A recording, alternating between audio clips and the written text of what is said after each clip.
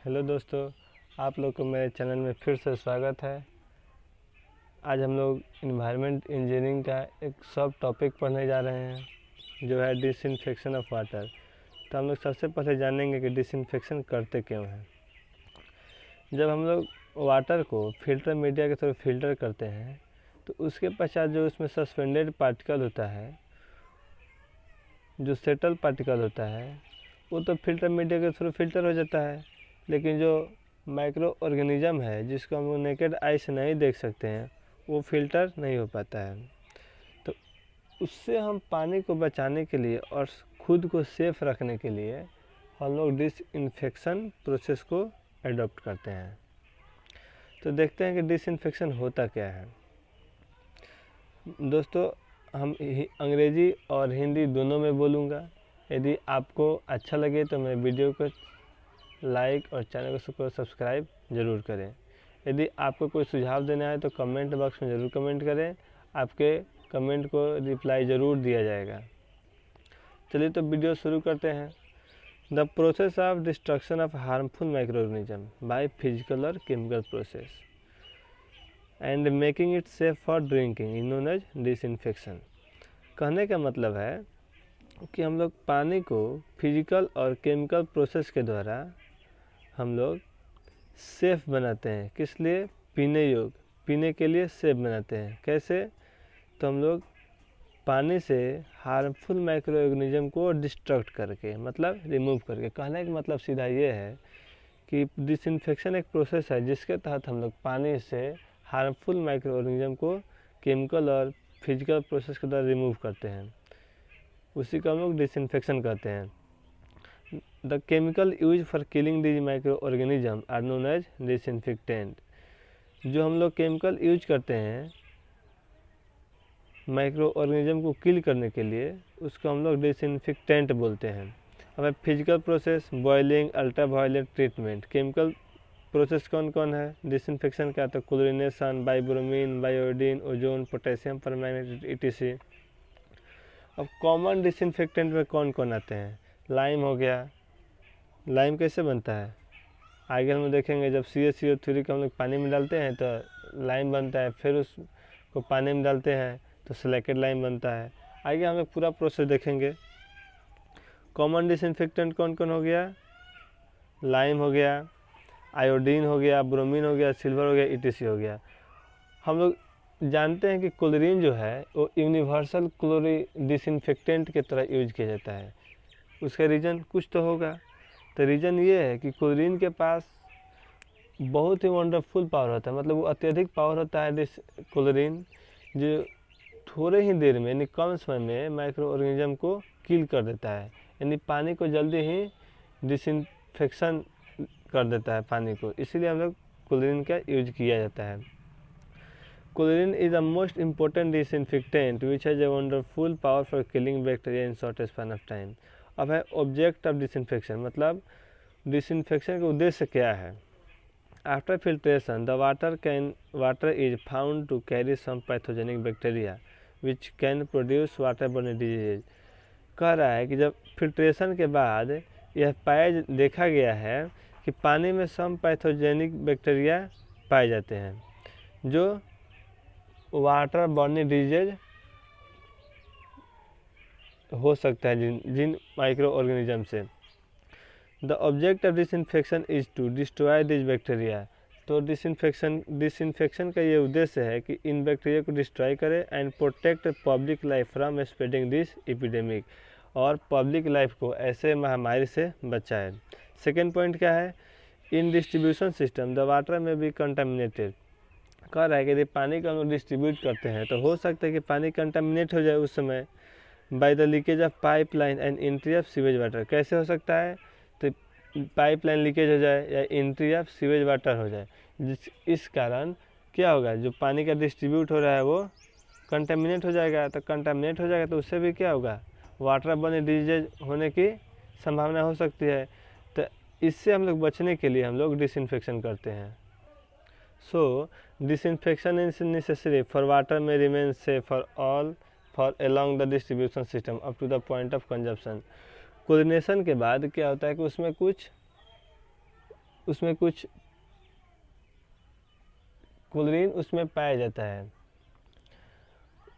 पूरा क्लोरीन ख़त्म नहीं होता है। तो क्लोरीन जब पूरा ख़त्म नहीं होता है तो जो क्लोरीन उसमें रहता है वो क्लोरीन क्या होगा, डिस्ट्रीब्यूशन सिस्टम के थ्रू भी उसमें कैरी करेगा। तो डिस्ट्रीब्यूशन सिस्टम के थ्रू कैरी करेगा, और यदि कोई पानी सीवेज के उसमें एंट्री करेगा तो वो भी उसमें जो बैक्टीरिया होगा उसको भी किल कर सकता है। यही कहने का मतलब है। थर्ड केस है, in case of emergency such as water supply to army in war. कह रहा है इमरजेंसी केस में, कब, जब वार के समय आर्मी को पानी सप्लाई किया जाता है। एट दैट टाइम, उस समय completely treatment of water is not possible, मतलब उस समय पानी का कम्प्लीटली ट्रीटमेंट का पॉसिबल नहीं होता है। ऐसे केस में then disinfection is the only treatment which is use to supply raw water. ऐसे केस में हम लोग डिसइंफेक्शन एक ओनली मेथड होता है जो हम लोग जिसके तहत जल्दी से हम लोग पानी को डिसइंफेक्टेंट करके सप्लाई कर सकते हैं। अब है sterilisation, the process of killing all type of bacteria whether harmful और harmless is known as the sterilisation. कह रहा है कि स्टेरिलाइजेशन एक प्रोसेस है जिसके तहत हार्मफुल बैक्टीरिया हो या हार्मलेस हो, दोनों को हम लोग किल करते हैं। उस प्रोसेस को हम लोग स्टेरिलाइजेशन कहते हैं। In water treatment scheme only pathogenic bacteria is destroyed. Method of disinfection, अब डिसइंफेक्शन के कौन कौन से मेथड है हम लोग उसको जानेंगे। अब फर्स्ट है disinfection by boiling. The bacteria present in water can be destroy by boiling it for 10 to 15 minute. पानी को हम लोग 10 से 15 मिनट तक बॉयल करते हैं तो जो उसमें बैक्टीरिया रहेगा उसको हम लोग वो डिस्ट्रॉय हो जाता है। Boiling can also remove some dissolve salt. Boiling से हम लोग कुछ डिजॉल्व साल्ट को भी रिमूव कर सकते हैं। काउज जो डेट काउज टेम्प्रोरी हार्डनेस, जो टेम्प्रोरी हार्डनेस को क्रिएट करता है, जिसके कारण टेम्प्रोरी हार्डनेस होता है। It is most effective method for domestic purpose. ये बॉइलिंग जो है ये घरेलू उपाय के लिए इम्पोर्टेंट मेथड है। ड्यूरिंग वाटर बॉर्नी डिजीजेज, मतलब जब वाटर के कारण जो डिजीज पैदा होता है या महामारी फैलता है, public are advise to drink water only after boiling it in their houses. उस समय पब्लिक को ये एडवाइस दिया जाता है कि आप लोग घर में पानी उबाल कर ही पिएं। लेकिन दोस्तों इसमें कुछ रिमार्क होता है जिसको हम लोग को याद करना ज़रूरी है। This method is not suitable for public supply. ये जो मेथड है ये पब्लिक सप्लाई के लिए सुटेबल नहीं है। क्यों?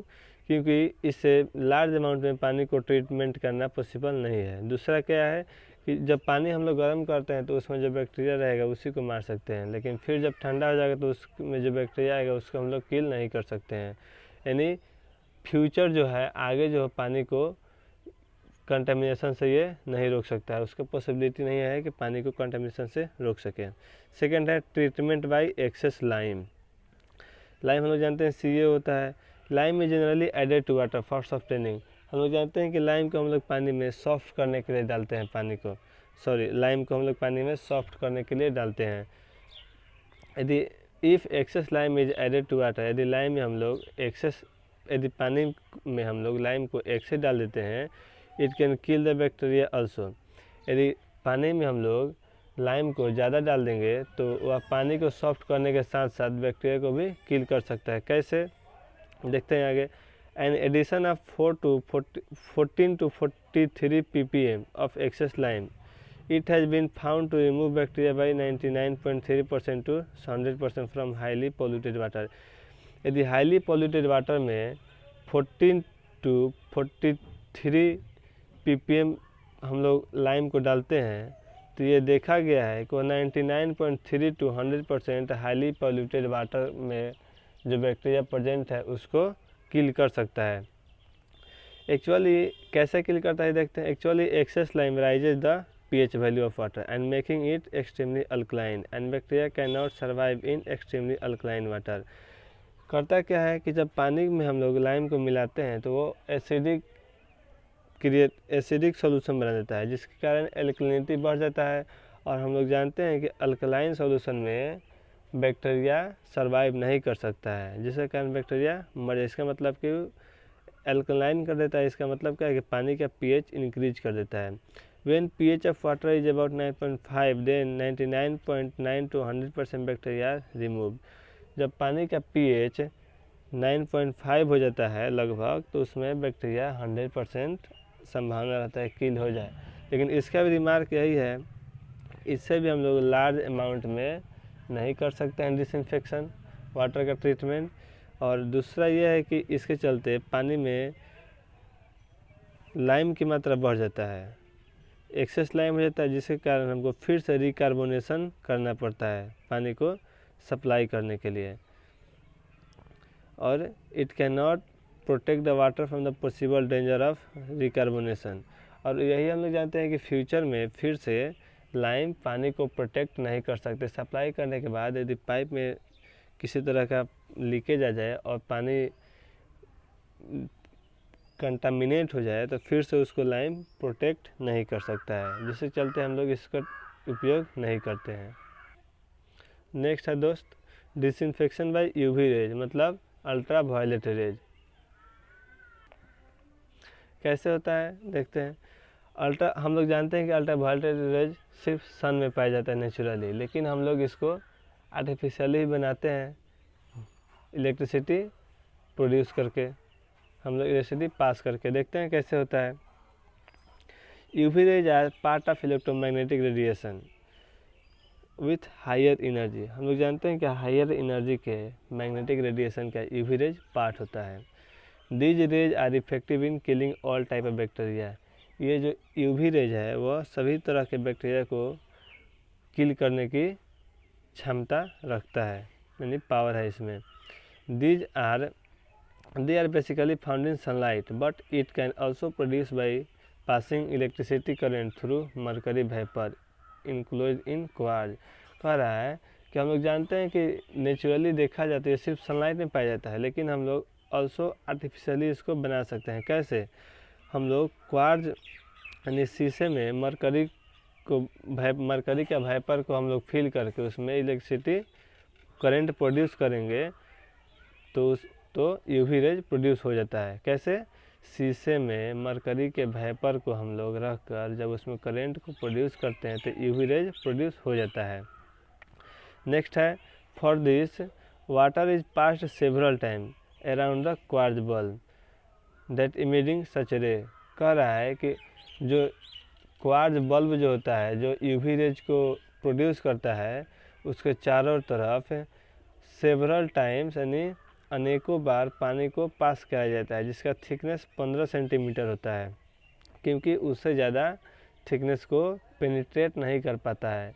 सेवरल टाइम्स हम उस बल्ब के चारों, जैसे ये बल्ब है यूवी रेज बना रहा है, तो इसके चारों तरफ पानी को सेवरल टाइम पास कराया जाता है, ताकि यूवी रेज उसमें जो बैक्टीरिया रहेगा उसको किल कर सके।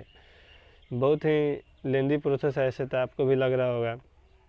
The depth of water over the bulb should be not exceeded 10 cm to 15 cm because these rays cannot penetrate only this much distance। Remark है इसमें भी, the sterilized water does not impart any additional taste or color as no chemical is added।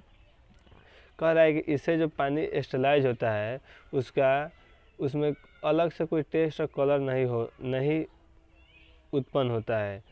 जैसे कि हम लोग chemical add करते हैं तो उसमें अलग से टेस्ट और कलर आ जाता है, इसमें ऐसा कुछ नहीं होता है। सेकंड है there is no chance of overdosing.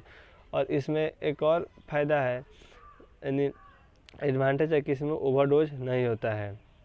It is very costly method, need technical knowledge, hence it is not suitable for large scale public supply. मतलब ये बहुत ही कॉस्टली मेथड है, एडवांटेज हो जाएगा कि बहुत ही कॉस्टली मेथड है, जिसको उपयोग करने के लिए हम लोग को अच्छा खासा टेक्निकल नॉलेज होना चाहिए। So it is not suitable for large public supply. इसीलिए हम लोग पब्लिक सप्लाई में इसका उपयोग नहीं कर सकते हैं, क्योंकि यदि मशीन का ही कीमत ज़्यादा हो जाएगा तो जो पानी सप्लाई होगा उसका तो कीमत ही ज़्यादा होगा ही। इसीलिए हम लोग इकोनॉमिक करने के लिए पानी सप्लाई के लिए हम लोग इसका उपयोग नहीं करते हैं। This method is suitable for a small quantity of water in hospital dispensary for surgical cases. ये छोटे छोटे पानी सप्लाई के लिए सूटेबल है, जैसे कि हॉस्पिटल हो गया, डिस्पेंसरी हो गया। It can be use for drinking purposes at a place where the cost is a minor factor such as in training camp, factories and other institute. कह रहा है कि इसका उपयोग हम लोग कहें कि पानी पीने के लिए भी, पानी पीने के पर्पज से भी करते हैं, जहाँ पे हम लोग कॉस्ट का मायने उतना नहीं रहता है, यानी कॉस्ट का वैल्यू कम रहता है, वहाँ पे हम लोग यूज करते हैं। जैसे कि हो गया training camp, factories, other institute, वहाँ पे हम लोग यूवी रेज का पानी को ट्रीटमेंट के लिए यूज करते हैं। नेक्स्ट है कि this method is also use for treatment of swimming pool water in developed country. मतलब कि जो डेवलप्ड कंट्री है वहाँ पर भी हम लोग यूवी रेज का उपयोग करते हैं, यानी यूवी मेथड का उपयोग करते हैं पानी को ट्रीटमेंट के लिए स्विमिंग पूल में। नेक्स्ट है the water to be treated with UV rays should be less turbid और लो इन कलर। मतलब वैसे वाटर जिसका हम लोग यूवी रे से ट्रीटमेंट करने वाले हैं उसका टर्बिडिटी कम होना चाहिए और उसमें कलर भी लो होना चाहिए। कितना कम होना चाहिए? 15 मिलीग्राम पर लीटर। अब नेक्स्ट है by using iodine and bromine. तो आयोडीन एंड ब्रोमीन अब हम देखेंगे। नेक्स्ट है the addition of iodine and bromine to water can help in killing the pathogenic bacteria and hence disinfecting the water. कह रहा है कि जब हम लोग आयोडीन और ब्रोमीन को पानी में मिलाते हैं तो हमको वो हेल्प करता है किस किस फॉर्म में? बैक्टीरिया को किल करने में और पानी को डिसइंफेक्शन करने में। The quantity of this disinfectant is limited to 8 to 10 ppm and contact period of 5 minute. कह रहा है कि इसका जो क्वांटिटी होता है यानी डोज होता है वह 8 से 10 ppm होता है और कॉन्टैक्ट पीरियड जो होता है 5 मिनट के लिए होता है। Nowadays disinfectants are available in form और इन फार्म और पिल्स और pellet and are thus very handy. आज के लिए सभी जगह अवेलेबल है, इसीलिए आज ये हैंडी हो गया है, यानी हाथों हाथ पाया जाता है। इन दिस मेथड, इस मेथड में अब देखते हैं इसके बारे में, तो ये हो गया। अब देखते हैं ये कैसे पानी को ट्रीटमेंट करता है। In this method water is stored in suitable container and required number of pellets are dropped and left for 5 minute. कह रहा है इस मेथड में क्या किया जाता है कि पानी को हम लोग सुटेबल कंटेनर में पहले स्टोर करते हैं और रिक्वायर्ड नंबर में हम लोग उसमें पैलेट को ड्रॉप करते हैं और 5 मिनट के लिए छोड़ देते हैं। उसके बाद it becomes safe for drinking. 5 minute के बाद हम लोग पानी पीने लायक हम लोग का पानी हो जाता है। रिमार्क में क्या है?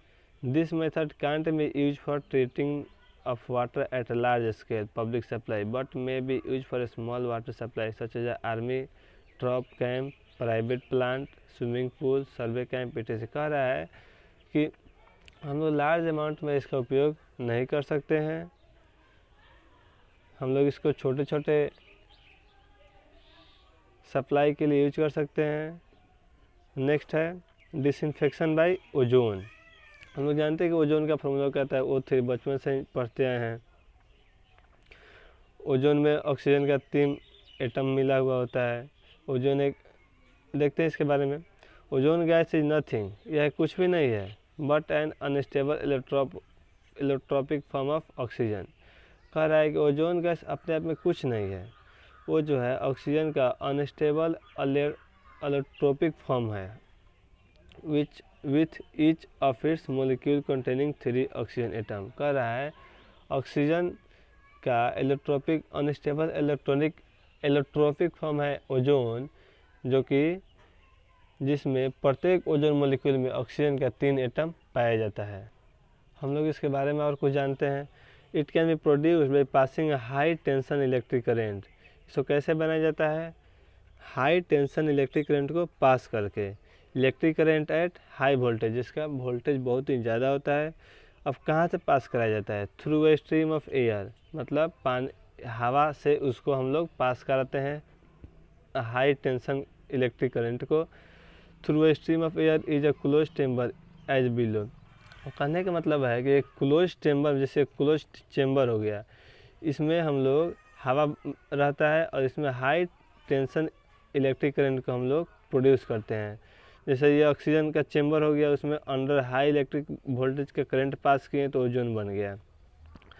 आगे देखते हैं इसके बारे में। Due to its instability ozone easily break down into normal oxygen and nascent oxygen. कह रहा है कि ओजोन जो होता है अनस्टेबल होता है, और अनस्टेबल होने के कारण ये इजीली टूट जाता है ऑक्सीजन के फॉर्म में। और नेसेंट ऑक्सीजन जो होता है बहुत ही स्ट्रॉन्ग ऑक्सीडाइजिंग एजेंट होता है, जो बैक्टीरिया को किल बहुत ही जल्दी करता है। उसमें बहुत ज़्यादा डिसइंफेक्टिव पावर होता है। The nascent oxygen is very powerful oxidising agent and remove organic matter as well as bacteria from water. Nascent oxygen जो होता है बहुत ही पावरफुल ऑक्सीडाइजिंग एजेंट होता है, जो कि पानी में प्रेजेंट ऑर्गेनिक मैटर और बैक्टीरिया दोनों को किल कर देता है। During treatment gas is manufacture and releasing in form of bubble. Correct, treatment के दौरान गैस मैन्युफैक्चर होता है और पानी में बबल के फॉर्म में रिलीज करता है, यानी बुलबुला के फॉर्म में। Through water in A chamber inlet and outlet for ozone. The ozonised water carry comes out through the outlet eight top. जो जब चेम्बर में ऑक्सीजन गैस नेसेंट ऑक्सीजन का मैन्युफैक्चर होता है तो पानी में बुलबुला के फॉर्म में रिलीज करता है। Inlet and outlet chamber ozone के, जहाँ इनलेट है और आउटलेट चेम्बर है। फिर जब पानी ओजोनाइज हो जाता है तो आउटलेट चेम्बर के थ्रू, जो कि टॉप में बना हुआ होता है, वहाँ से वो निकल जाता है। अब डोज कितना होता है? About 2 to 3 ppm of ozone is generally consume so as to obtain a residual ozone of 0.1 ppm after a contact of about 10 minute. कह रहा है जब हम लोग पानी में 2 से 3 ppm ओजोन मिक्स करते हैं तो कंज्यूम होने के बाद उसमें रेसिडुअल ओजोन 0.1 ppm बच जाता है, जो कि फर्दर पानी को कंटेमिनेशन से बचाता है। 10 मिनट के अंदर पानी ओजोनाइज हो जाता है, यानी ट्रीट हो जाता है। कॉन्टैक्ट बेस कितना होता है? 10 minute. Ozone is largely use in France, Russia and Chandigarh in India. Ozone जो है लार्ज में अमाउंट में कहाँ यूज होता है? रसिया में, फ्रांस में, और इंडिया में कहाँ होता है? चंडीगढ़ में। एडवांटेज क्या है? Ozone being unstable. एडवांटेज है कि ओजोन एक अनस्टेबल है, हम लोग जानते हैं, ऊपर जाने हैं अभी। Nothing remain in water by the time of its reaches the distribution system. कह रहा है कि ओजोन एक अनस्टेबल है, जिसके कारण पानी में कुछ नहीं बचता है। डिस्ट्रीब्यूशन सिस्टम यानी पानी डिस्ट्रीब्यूट होता है जब, उसमें पानी में कुछ नहीं बचता है, पूरा खपत हो जाता है। सिंपली कहने का मतलब यह है कि उसमें कुछ प्रिसिपिटेट नहीं बनता है। सेकेंड है advantage, it can remove colour, taste and odour from water in addition to removing bacteria. कह रहा है कि ओजोन जो है बैक्टीरिया के साथ साथ ऑर्डर, टेस्ट, कलर्स, पानी से सभी को रिमूव कर देता है। ओजोनाइज वाटर बिकम टेस्टी। और ओजोनाइज जो वाटर है उसका टेस्ट भी अच्छा रहता है एंड प्लीजेंट, देखने में भी अच्छा लगता है, as compare to the chlorinated water which becomes bitter to tongue. कह रहा है कि ओजोनाइज वाटर जो है वो टेस्टी लगता है और देखने में भी अच्छा लगता है। किससे कंपेरिजन में? क्लोरीनेटेड वाटर कंपेयर में। क्यों? क्योंकि क्लोरीनेटेड जो पानी क्लोरीन से ट्रीटमेंट किया जाता है उसका स्वाद क्या होता है? खट्टा होता है। अब डिसएडवांटेज क्या है जिसके कारण हम लोग इसका यूज नहीं करते हैं? It is very costly. ये बहुत ही कॉस्टली, महंगा है और इसके लिए टेक्निकल नॉलेज होना ज़रूरी है। It needs electricity for manufacture, और इसके लिए इलेक्ट्रिसिटी भी चाहिए। It use does not ensure safety against the possible future contamination of water. मतलब ज़्यादा देर तक पानी को कंटेमिनेशन से ये नहीं बचा सकता है सप्लाई के दौरान। नेक्स्ट है बाय यूजिंग पोटेशियम परमैंगनेट, यानी पोटेशियम परमैंगनेट से पानी को हम लोग ट्रीटमेंट कैसे करते हैं? अब पोटेशियम परमैंगनेट का फार्मूला होता है KMnO4। Potassium permanganate is also a strong oxidising agent. Potassium permanganate भी एक बहुत ही पावरफुल स्ट्रॉन्ग ऑक्सीडाइजिंग एजेंट है। पोटेशियम परमैंगनेट जब हम पानी में मिक्स करते हैं तो वो भी नेसेंट ऑक्सीजन प्रोड्यूस करता है। It is also produce nascent oxygen when added to water. KMnO4 के पानी में डालें, सॉरी छूट गया है, तो K2O बना plus MnO plus nascent oxygen बना।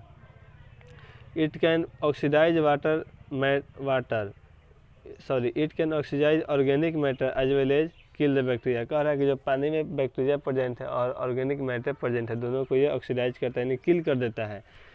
It is popularly use for disinfecting the well water supply in village. कह रहा है कि ये इसका ज़्यादातर जनरली जो यूज किया जाता है वह गाँव में कुआं के पानी को डिसइंफेक्शन के लिए यूज किया जाता है। अब इसका मेथड क्या है ट्रीटमेंट करने का? फॉर ट्रीटमेंट वाटर वेल, यानी वाटर वेल को ट्रीटमेंट करने के लिए small amount of KMnO4 is added in bucket. Small amount यानी थोड़े से मात्रा में हम लोग बुकेट में KMnO4 को डाल देते हैं एंड उसको अच्छा से मिक्स करके ड्रॉप्ड इन वेल, यानी वेल में डाल देते हैं एंड मिक्स थ्रूली, और उसको मिक्स कर देते हैं। It produce pink colour in water. यदि KMnO4 को डालेंगे मिक्स करके पानी में तो वो पिंक कलर को प्रोड्यूस करेगा। If this pink colour disappear, यदि पिंक कलर गायब हो गया, डिसअपीयर हो गया, it shows that organic matter present in water. इसका मतलब पिंक कलर नहीं दिख रहा है, इसका मतलब क्या कि वाटर में ऑर्गेनिक मैटर है। यदि ऐसा हुआ तो हम लोग को ऑर्गेनिक मैटर ख़त्म करना है जो उसमें प्रेजेंट है। तो यदि ऐसा हुआ पिंक कलर नहीं दिखा, इसका मतलब क्या ऑर्गेनिक मैटर है। तो ऑर्गेनिक मैटर का हम लोग रिमूव करने के लिए KMnO4 का जो क्वांटिटी है उसको हम लोग क्या करेंगे, इंक्रीज करेंगे। It shows the organic matter present in water and require the more dose. यदि डिसअपीयर हो जाएगा तो इसका मतलब क्या कि ऑर्गेनिक मैटर प्रेजेंट है एंड KMnO4 का मात्रा ज़्यादा चाहिए। The dose is increase until the pink colour stand. हम लोग KMnO4 का डोज कब तक इंक्रीज करेंगे, जब तक कि पिंक कलर दिखना चालू हो जाए, यानी स्टार्ट हो जाए, यानी शो करने लगे pink colour. The normal dose is 1 to 2 milligram per litre. जो नॉर्मल डोज है वो 1 से 2 मिलीग्राम पर लीटर है with a contact period of 4 to 6 hour. कहने का मतलब यह है कि जब हम लोग KMnO4 से पानी को ट्रीटमेंट करना रहता है तो उसके लिए हम लोग पहले बुकेट लेते हैं, बुकेट में KMnO4 को स्मॉल अमाउंट में डाल लेते हैं, फिर उसको अच्छा से मिला के वेल में डालते हैं, फिर वेल में भी मिक्स करते हैं, और वेल में मिक्स करने के बाद हम लोग देखते हैं पिंक कलर शो कर रहा है कि नहीं। पिंक कलर शो कर दिया इसका मतलब कि ऑर्गेनिक मैटर नहीं है, और पिंक कलर डिसअपीयर हो गया, गायब हो गया, तो इसका मतलब कि ऑर्गेनिक मैटर उसमें है। तो फिर हम लोग क्या करते हैं, पिंक कलर शो करने के लिए हम लोग ऑर्गेनिक KMnO4 की मात्रा को बढ़ाते हैं उसमें, और जब पिंक कलर शो करने लगता है तो हम लोग मात्रा बढ़ाना छोड़ देते हैं। अब इसका डिसएडवांटेज ये है कि पिंक कलर जब उसमें KMnO4 को डालते हैं तो उसमें प्रेसिपिटेट बनता है जो कि पानी में मिल जाता है और बहुत ही महीन होता है, जिसको पानी से अलग करना बहुत ही मुश्किल होता है, जिसके कारण हम लोग KMnO4 को पोटेशियम परमैंगनेट का लार्ज अमाउंट में यूज पब्लिक सप्लाई के लिए यूज नहीं करते हैं। इसका कॉन्टैक्ट पीरियड जो होता है 4 से 6 आवर होता है, और डोज होता है normal dose 1 to 2 milligram per litre. The well water should be not be use for at least 48 hour after the addition of KMnO4। जब हम लोग KMnO4 के मिक्स करते हैं तो उसके 48 घंटा तक पानी का यूज नहीं करते हैं। रिमार्क क्या है, through cheap, handy and quite useful, it cannot guarantee to kill 100% bacteria, it can remove about 98% bacteria. कह रहा है कि चीप है, सस्ता है, सब चीज़ है, लेकिन इसका गारंटी नहीं है कि 100% बैक्टीरिया को किल करेगा। नेक्स्ट है, the treated water produces a dark brown precipitate which is difficult to remove from pan.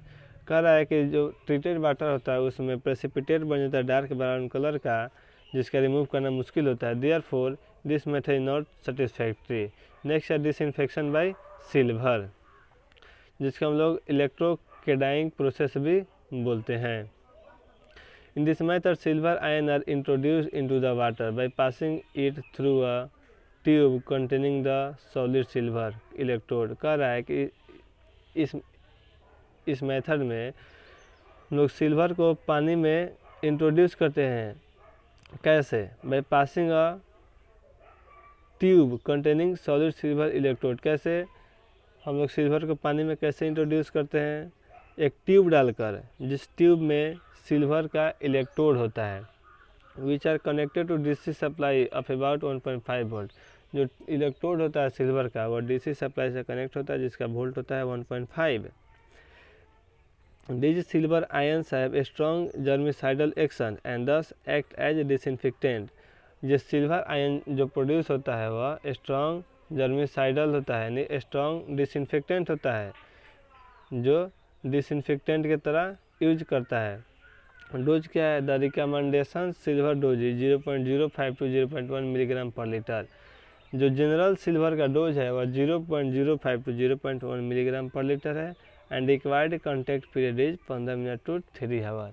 और कॉन्टैक्ट पीरियड जो होता है 15 मिनट से 3 घंटा होता है। कहने का मतलब यह है कि हम लोग पानी में सिल्वर को इंट्रोड्यूस करते हैं एक ट्यूब के जरिए, जिस ट्यूब में सिल्वर का इलेक्ट्रोड होता है। जो इलेक्ट्रोड होता है वह 1.5 वोल्ट डीसी से कनेक्ट होता है।